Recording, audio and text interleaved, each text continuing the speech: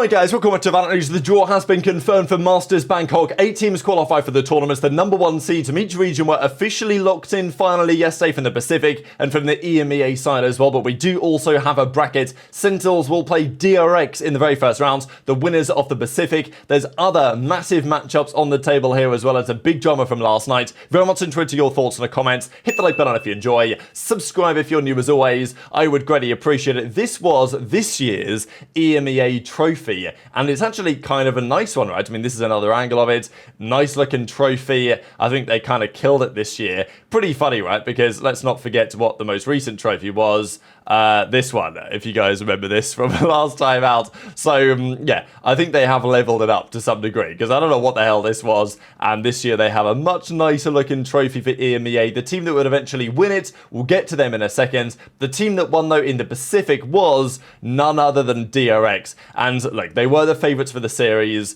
We watched it kind of live on yesterday's video, really, how T1 had somehow won that crazy overtime on the binds. They won all those rounds in a row, bringing the comeback. Meteor made that great play. They won it 14-12, and then the split was always going to be a banger, and it was. It was a 13-11 victory for DRX in the end. Big kind of start to the second half and the end of the first half from T1. They brought it back to, you know, basically a tie game at 11-11, but after that DRX closed out the two defenses. They take the victory. Heinmin with a great series, and yet another 5-map banger. Like, obviously not every map is always going to be close, but to be fair, this one was pretty damn good, and certainly the final 2 maps were so entertaining. So DRX and T1, Buzz got over the 100 kill mark as well with 101. Unbelievable scenes from him, and yeah, unfortunately for Carpe, he gets second again. I mean, he even tweeted this out a while ago now with all of his second places, and even since then, he's continued down the same route. So, yeah, congrats to DRX for taking the victory. Commiserations for T1. But both of these teams are very, very closely matched, and they will both turn up to Bangkok. However, you can look at either of these teams and the bracket that they have drawn and say, you know, was it better to win, was it better to lose in hindsight, given who these teams are going to be playing? But intrigued to your thoughts on that in the comment section below. And in EMEA, Vitality played Liquid, and this was a very interesting series because Liquid, as we know, they surprised many to get to this point, to be honest, and they did very well to get here. They dispatched of Heretics with no issues at all. But I still kind of felt like, well, Vitality in the finals, they're going to be a bit too good. Liquid are going to get rolled over. But they honestly didn't. Well, I mean, initially anyway. Like, the split was 13-10. Liquid won the map 1. The Haven was 13-7. Liquid won the map 2. And it looked like Liquid were going to pull off one of the greatest runs ever. Going through losers, you know, it's 3-0 smoking Vitality, or 3-0 smoking Heretics, 3-0 smoking Vitality to make it as number 1 seed and winning the region. But all of a sudden, you know, things start to turn around. Then Vitality had a dominant starting side on the Lotus. They won that. They dominated the bind 13-7 as well after a tricky start. And then the Fracture was 13-8. So, yeah, it was an interesting one because, again, it's a 5-mapper. But every map, apart from the first one, was, you know, not especially close. And even the first one wasn't that close. This is Vitality brought a good second side before Liquid closed it through. So, yeah, incredible comeback from Vitality. And they take the victory in the region. As I said, with this Vitality team, I feel like they were always going to be, if they were going to make the finals, they were going to win it. As in, you know, Vitality works as an entity, then it works as an entity, right? And they took some risk, big risk, forming this roster. Bringing in Durka, bringing in Les, you know, the idea of this super team. How often do these super teams work? They work sometimes, and on this occasion, they seemingly work very well. Keiko with another great series. Nats with a kind of disappointing one. He won't be very happy with himself, but it's fine, like, as far as I'm concerned. Obviously a gutting way to lose, but you qualify for Bangkok. That's really the big story, and they know that they've got more to work on since then, or until then. So, yeah, Les wins the championship, right? Amazing scenes for him, and I thought the translation was kind of funny. He says, what a naughty ending. I think, I mean, a better translation probably is here is like a nasty ending, nasty finish, whatever you want to say. So, probably naughty isn't quite the right translation word, but, yeah, kind of amazing that Les, coming from Brazil, is now champion of Europe with the import, and as Durka says, GG, well played, it's Durkin time, did it for Zaiwo. Of course, great day yesterday for Vitality because their CS team won in Katowice, and of course their Valorant team wins in EMEA in Berlin for EMEA as well. So yeah, congrats to Durka. I think definitely Fnatic will be looking at this and saying, did we really make the right call? I think that Fnatic required a change, to be honest. I think that they did, but still, allowing Durka to go to Vitality and now win the region is not a great sign. And I think it's a cool story as well for Safe. I mean, it wasn't that long ago. Safe was being very clear how he was, not a big fan of Team Liquid after what happened with them. And, he lets them go up 2-0 in the finals, and then he reverse sweeps them to beat them 3-2. So I'm sure that took some degree of satisfaction for him. And it does seem like Vitality executed what they intended to execute. Sign Durka, bring in Less, and then win EMEA. Easy work. So we'll see if that continues from there. But also we've got to talk about the Americas as well, because Les won the Americas League in 2023 and has now won the EMEA Kickoff in 2025. It's, the first time a player has actually ever done this, gone to a different region and won in both regions. So pretty impressive, and we know how good this guy is.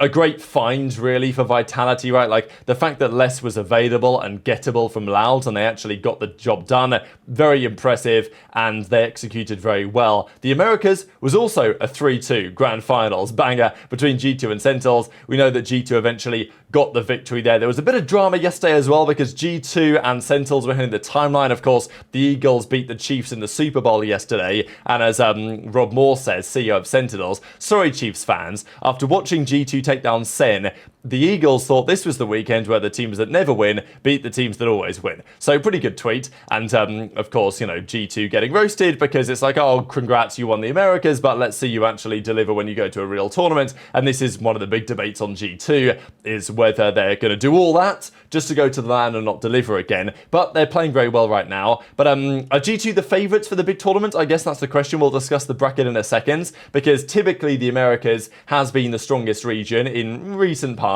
Certainly, if you look at the averages of international results, you'll probably find that is true. I think the numbers do indicate that is true. But still, does it mean the best team in the Americas is guaranteed the best team in the world? Absolutely not. Jonah P says, maybe we should rename the VCT to Showmatch, so you guys have a chance of beating us then. So I thought that was pretty funny as well. And as Valen says, don't look at my new profile banner, and if you go to his new profile banner, you will find the following, and here it is, G2 Esports Sentinels with all of their victories on the guard, on G2, etc, etc. Thought that was pretty well done from him as well. So yeah, G2, they will advance onwards, but this is going to be your bracket. This is the first round. This is actually the full bracket, which is right about here, but just to make sure it fits on screen, for now, I'm going to look at it like this, as Sentinels say. So here you go. These are the 4 games that will happen in the very first round of Masters Bangkok. G2 play Trace Esports, Edward Gaming play Team Liquid, Vitality play T1, and DRX play Sentinels. All of these teams look very good. If you had to pick a team who are the number 1 seed that you're happiest if you are, I guess you're saying G2, because Trace Esports played very well in the run-up to the Chinese finals. Eventually, they did go down. I would presume that G2 will probably be happiest playing the second Chinese seed. They'll feel confident they can get the victory over Trace Esports there. So I think maybe in hindsight, if you're Sentinels, you're thinking, well, if we won that map 5, would have been a good opportunity to play Trace Esports round 1. But it's not like Trace are going to, roll over. Like, these guys are very good as well. Edward Liquid is also very interesting. I think Liquid will be, pretty satisfied with the way that things have worked out for them, because, let's say you're Vitality, you've just beaten Liquid to secure the number 1 seed, and the number 1 seed confer some advantage, but Vitality are playing T1, and Liquid are playing EDG. Like, what's the harder game right now? I think it's very, very difficult to say what the harder game is, because T1 and DRX played themselves, or played each other very closely indeed. T1 will look to get better when they get to the LAN as well. Look, the number 1 seed here largely are going to be the favourites in these series, but it is still close. It is still very interesting. And then DRX play Sentinels. That's a great game. I think that, the DRX team as it was formed, I wasn't sure how well they would do. We know that historically they love getting top 6 at an international. Maybe it's going to happen again, but this time it does feel a bit different for that roster. The way that they were able to make the run through the winners' side, I thought was particularly commendable. And I guess my question therefore for you guys is, and we'll discuss these matchups in more detail as the time comes, but who is the favourite for the tournament? I mean, the favourite has to be one of the number 1 seeds. I think that's kind of clear. It can't be Sentinels because you're going to say, well, G2 beat them. It can't be T1. You're going to say DRX beat them, etc., etc. So, you know, is it DRX? I mean, Edward Gaming are the world champions, let's not forget. Like, they look good, but they looked a bit shaky. So I don't think it's going to be Edward as the favourites. I don't think I'm expecting them to win the tournament, to be honest. So that's a question. DRX won Pacific very impressively, but how often does Pacific win the internationals? I mean, it did happen last year with Gen.G, but not at the World Championship. And Gen.G, of course, not here any longer. So I think the pre-tournament favourites will be between G2 and Vitality. I think that Vitality's run was they maybe looked the most dominant in some capacity, but I also think the EMEA region was a bit weaker than I expected. Like, Fnatic really weren't that close to even qualifying. Like, if we look at the EMEA region and we look at the matchups that were played in the bracket here, really, and you look at some of the placings, I guess, from the bracket, like, Heretics, they didn't really look like themselves. They were 3rd in the ends. For Esports were 4th. Fnatic were 5th, 6th. I mean, like, Na'Vi didn't really show anything. KC didn't show anything. You know, none of these other teams really did much. So, like, I think Vitality's result, while very impressive, I think I'm a bit more impressed by G2. So I think if I had to predict right now who's my pre-tournament favourite, I'm probably saying G2, and they have a more achievable first round game. But yeah, predicting G2 to actually win an event, that is maybe something that is not a good idea to do. But very much interested your thoughts on all of this stuff in the comment section below. Hit the like button if you enjoyed, subscribe if you're new, take care, and I'll see you next time.